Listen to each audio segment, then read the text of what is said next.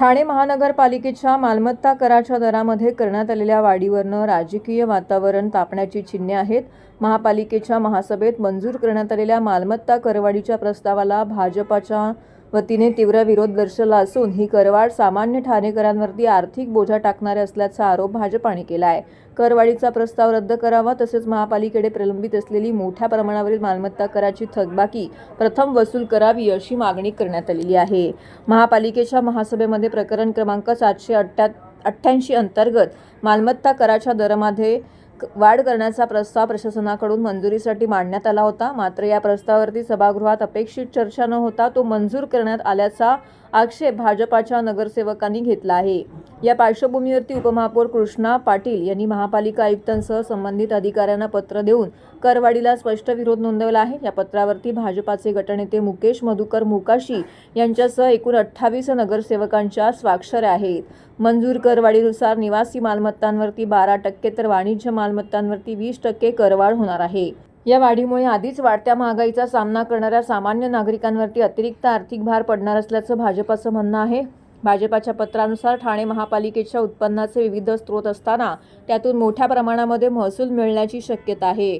मात्र महापालिकेच्या मालमत्ता कर विभागासह शहर विकास, पाणी पुरवठा, जाहिरात विभाग तसेच LBT सारख्या विविध विभागांकडून अंदाजे 1200 ते 1500 कोटी रुपयांची थकबाकी वसूल होणे बाकी असल्याचा दावा करण्यात आला आहे. त्यामुळे नागरिकांवरती नव्याने करवाढ लादण्यापूर्वी प्रशासनाने प्रलंबित थकबाकीची प्रभावीपणे वसुली करावी अशी मागणी भाजपाने केली आहे. की म्हणजे भारतीय जनता पार्टी आणि शिवसेना महायुती म्हणून लढून आलेलो आहोत. महायुतीचं सरकार आज स्थापन झालेलं आहे. पहिल्या 2-3 महासभेमध्ये त्यांनी जो चुकीचं वागणूक केलं तर त्याला आम्ही जाब विचारला. त्यानंतर गेल्या 2 महासभा ह्या सुरळीत पार पडल्या. आताही म्हटलं की त्याच धर्तीवरती सगळ्या विषयावरती चर्चा होईल आणि समाजशास्त्रानुसार सभा पार पडेल. परंतु मित्र पक्षाने शेवटच्या वेळेला ह्या करवाढीवरती जो मोठा विषय आहे ठाणेकरांसाठी तर त्याच्यावर चर्चा न करता डायरेक्ट दुखवटा ठराव करून मंजूर केलं. ह्याचा आम्ही निषेध करत आहे आणि हे फार चुकीची वागणूक त्यांनी दिलेली आहे. आमदारांनीच्या आधीच आमचं पत्र एक ड्राफ्ट झालेलं आहे आणि आम्ही आमच्या नगरसेवक जे काय बाहेर आहेत राहायला लांब त्यांच्या सह्या घेण्यामध्ये आमचा वेळ गेला आणि आमची भूमिका सभागृहात आम्हाला मांडायची होती. जी जर 104 कोटीची वाढी 104 कोटीची थकबाकी म्हणजे 104 कोटी वाढीव उत्पन्नासाठी जर ठाणेकरांवर कर लादला जातोय तर त्याच्या पार्श्वभूमी अजून वेगळी आहे. कारण हजारो करोड येणे बाकी आहे. मग त्याकडे का दुर्लक्ष केलं जाते आणि त्याच्यातून यादी बघितली तर मोठे मोठे हॉस्पिटल्स आहेत, मोठे मोठे बिल्डर्स आहेत. मग ह्यांना का अंधन दिलं जातं? एखाद्या गोरगरिबाचं जर टॅक्स नसेल दिलं त्यांनी वेळेत तर आपण पाणी कट करतो किंवा त्याचं प्रॉपर्टी सील करायला जातो. मग गोरगरिबांना न्याय वेगळा आणि बिल्डर धारच्या लोकांना न्याय वेगळा का? हे आम्हाला चर्चेमध्ये मांडायचं होतं आमच्या सर्व नगरसेवकांना आणि ती चर्चा घडवून आणायची होती. आणि जेव्हा सर्वपक्षीय गट मीटिंगमध्ये ठरले प्रत्येक विषयाची चर्चा करून मंजूर करू, मग इथे मित्रपक्षांनी बगल का दिली? म्हणजे मित्रपक्षांनी कुठेतरी आम्हाला अंधारात ठेवला आणि हा फायदा घेतला आमचा आणि त्याचा आम्ही हा निषेध करतोय. मागच्या महासभामध्ये केलं तेव्हा त्याला आम्ही प्रत्युत्तर केलं, आम्ही दाखवलं. आजही तुमच्या माध्यमातून पण आम्ही विषय मांडले. त्याच्यानंतर गेल्या 2 महासभा मित्रपक्षांनी सभाशास्त्रानुसार घेतल्या आणि सभाही चांगल्या चालल्या गेल्या. पण आता पण तशीच स्थिती होती. सुरुवातीपासून सभाही चांगल्या पद्धतीने चालली होती. पण जेव्हा कर विषय जेव्हा आला तर याच्या विषयी डायरेक्ट त्यांनी दुखवटा ठराव मंजूर करून दुखवटा ठराव लगेच घेतला आणि विषय संपवला. हे कुठेतरी मित्रपक्षांनी आम्हाला धोका दिलेला आहे आणि भविष्यात आम्ही नक्कीच काळजी घेऊ. म्हणजे आम्ही नक्कीच जाणार. कारण सारखं सारखं जर असं होत असेल तर आम्ही मागे सन्माननीय प्रदेश सदस्य रवींद्र चव्हाण साहेब यांनी आले, त्यांच्या अध्यक्षतेखाली आमची एक बैठक झाली.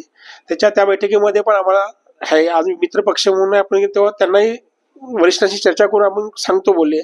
त्यानंतर 3 महासभा व्यवस्थित चालल्या, 2 महासभा, ही 3री महासभा ही त्याच पद्धतीने चालेल अशी आम्ही विश्वास व्यक्त केला आणि त्या भरोश्यावर आम्ही चाललो. पण वेळ आली जेव्हा करवाढीचा विषय तेव्हा त्यांनी लगेच दुखवटा ठराव करून मंजूर करून घेतलं. ही कुठेतरी दुपट्टी भूमिका मित्रपक्ष करतोय हे आता आम्हाला दिसून आलंय. नाही, सर्वात महत्वाचं म्हणजे ज्यावेळेस सर्वसाधारण सभेची मला सूचना मिळते त्याच्यानंतर आपल्याकडे जी विषय पत्रिका त्या विषय पत्रिकेवरती महापौरांच्या दालनामध्ये तिथे आपल्याला सर्वपक्षीय गटनेत्यांची एक बैठक आयोजित केली जाते अजेंड्यावरती चर्चा करण्यासाठी. आता ह्या अजेंड्यावरती चर्चा करताना आपल्याला ठाणेकर जनतेसाठी जे काय महत्वाचे विषय आहेत, इतर विषय जे असतात त्याच्यावरती आपण साधकबाधक चर्चा करतोय. पण जे खरोखरच मुळात ठाणेकरांच्या जिव्हाळ्याचे प्रश्न असतात त्या प्रश्नांवरती आपल्याला भाष्य करणं फार गरजेचं असतं. कारण सभागृह एक एकमेव असं साधन आहे का ज्याच्यावरती प्रत्येक नगरसेवक आपल्या प्रभागातल्या समस्या मांडू शकतो आणि ते सोडवण्याचा प्रयत्न करू शकतो. आणि आजचा हा जो विषय कालच्या महासभेतला जो विषय होता, 778चा जो विषय होता, जो कर दरवाढीचा होता, तर ह्याच्यामध्ये त्यांचं उद्दिष्ट मुळात म्हणजे कसं आहे की एखाद्या गोष्टींची करताना आपण त्याचं साध्य कुठपर्यंत आहे ते बघणं गरजेचं. ते उद्दिष्ट होतं त्याचं फक्त 105 करोडचं. बरं, आतापर्यंत जी थकबाकी जी आहे ती थकबाकी ही शेकडो करोडांमध्ये आहे. मग एवढं असताना आपण जे प्रामाणिक करदाता, बरं हे ही दरवाढ जी आहे ती नेमकी कोणावरती आहे, तर ती सर्वसामान्य करदाता जे प्रामाणिकपणे ठाणे शहराच्या तिजोरीमध्ये आपला कर प्रामाणिकपणे भरण्याचा प्रयत्न करत असतो. मग त्याच्यामध्ये तुम्ही पण आहेत आणि आम्ही पण आहोत. मग असं असताना ज्यावेळेस आपल्याला फक्त उद्दिष्टच फक्त 105 करोडचं आहे आणि हजारो करोडची थकबाकी जर आपली आहे, तर आपण मूळ उद्दिष्ट आपण पुढे ठेवलं पाहिजे. आपलं टार्गेट असणं पाहिजे की थकबाकी जी वसूल करणं गरजेचं आहे. आणि त्यामुळे ती थकबाकी वसुली करण्यासाठी ज्यावेळेस आम्ही सभागृहामध्ये ज्यावेळेस या विषयावरती आम्ही चर्चा करणार होतो आणि गट मिटिंग मध्ये आम्ही सांगितलं होतं की जरी समजा लक्षवेधीने प्रश्नोत्तरे जर तुम्ही गणपतीच्या नंतर जर घेणार असाल, परंतु विषय पत्रिकेमध्ये प्रत्येक विषयावरती आम्हाला चर्चा करायची आहे आणि तिथे हो म्हटल्यानंतर मग सभागृहात आल्यानंतर परत मग त्या विषयांवरती आपण बगल का द्यायची? करू देत ना चर्चा. तुमच्याकडे बहुमत आहे ना, मग चर्चा करून तुम्ही सांगा ना बाबा हा प्रश्न याला घ्या, मतदानाला घ्या. शेवटी मतदानाला जाताना पण तुम्ही सामोरं देत ना, तुम्ही सर्वात जास्त तुमची संख्या आहे.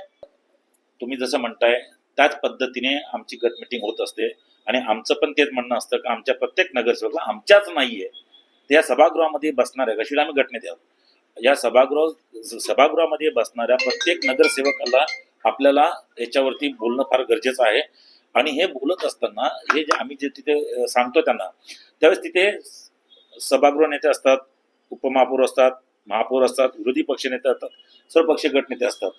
यांच्यामध्ये ठरलं जातं का बाबा ठीक आहे ह्या विषयावरती आपल्याला चर्चा करायची आहे. आपल्याला आणि फक्त विषय पत्रिका आहे, आम्हाला प्रत्येक सभासदांना त्याच्यावरती बोलण्यासाठी संधी मिळावी, कारण बरेच सारे नगरसेवक नवीन आहेत, त्यांना सुद्धा या सभागृहाची महती माहिती आहे. आणि त्याच्यानंतर मग जर आपण जर त्या सर्व सदस्यांना आपण जर म्हणतोय की बाबा चला ठीक आहे प्रत्येक विषयावरती आपल्याला बोलण्याची संधी प्राप्त होते, कारण महिन्यातून एकदा ती सभा होते आणि त्या सभेमध्ये ज्यावेळेस आपण अशा पद्धतीने ज्यावेळेस आपण विषय पत्रिका घेऊन येतोय त्यावेळेस साहजिकच त्यांच्या प्रभागामधल्या त्या अनुषंगाने या विषयांच्या अनुषंगाने आपल्याला बोलायला संधी भेटते, संधी प्राप्त होते. विषय पत्रिका हा असा एकमेव विषय आहे की ज्याच्यामध्ये सर्व सदस्यांना प्रत्येक त्या अनुषंगाने आपल्या बोलण्याची संधी असते. विषय कुठला असलो पण त्या अनुषंगाने बोलण्यासाठी आपल्याला संधी प्राप्त होते. आणि मग तो नगरसेवक लोकप्रतिनिधी त्या सभागृहामध्ये आपल्या प्रभागाच्या काय रचना त्या संदर्भात म्हणजे काय समस्या ज्या असतील ते मांडण्याचा प्रयत्न करत असतो. आणि म्हणून आम्ही ते वारंवार म्हणत असतो की सभागृहामध्ये प्रश्नोत्तरवरती आपल्याला विषय पत्रिकेवरती आम्हाला प्रत्येक सदस्याला बोलण्याची संधी प्राप्त करण्यात यावी. आणि तिथं मान्य केल्याच्या नंतर पण सभागृहामध्ये आल्यानंतर बुमरॅंग होऊन जातं, हे चुकीचं आहे.